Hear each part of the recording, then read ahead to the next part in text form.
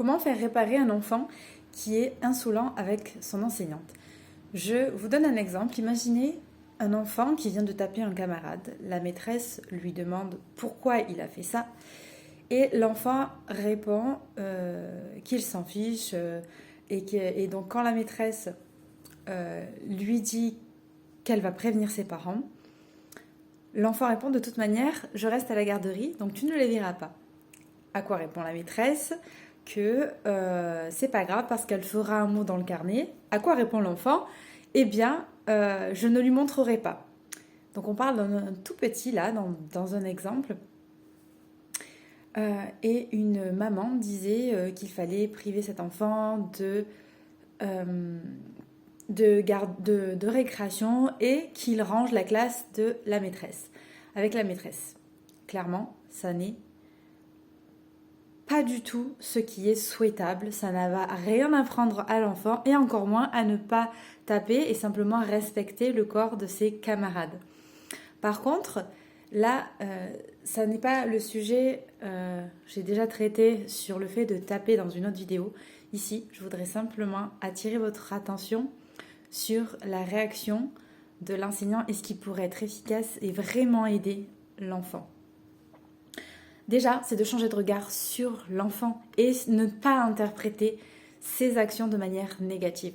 Parce que là, clairement, quand l'enfant répond à la maîtresse qu'elle ne verra pas ses parents et qu'elle ne pourrait pas lui dire, eh bien clairement, l'enfant est juste dans un mécanisme de défense en se disant « ouf ». En fait, il se rassure lui-même en se disant « ouf, je vais à la garderie, mes parents ne pourront pas voir la maîtresse ». Et donc, ce n'est pas de l'insolence, c'est juste une réassurance personnelle, c'est se remettre en sécurité, s'apaiser comme il peut avec ses moyens. Alors oui, ça peut être perçu d'une mauvaise manière par l'adulte, mais ce n'est pas une attaque personnelle. Et quand il renchérit, en fait, il se voit attaqué par la maîtresse qui dit qu'elle va prévenir ses parents. Donc lui, il a tout de suite peur parce qu'il a peur de ce que vont dire ses parents, peut-être qu'il soit déçu. Quand elle réenchérit, eh bien, je l'écrirai, c'est pareil. Il dit, je ne montrerai pas. On voit bien qu'en fait, c'est juste une manière de se protéger de ce qui pourra arriver après, la déception de ses parents, une potentielle punition.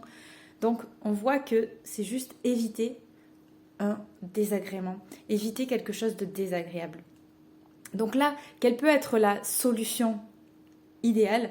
C'est peut-être de voir tout de suite qu'en fait l'enfant, d'aller comprendre ce qui s'est passé pour l'enfant au moment où il a tapé, essayer d'éveiller son empathie vis-à-vis du corps de son copain, de ce qu'il a pu ressentir et de ne pas se focaliser en tant qu'adulte.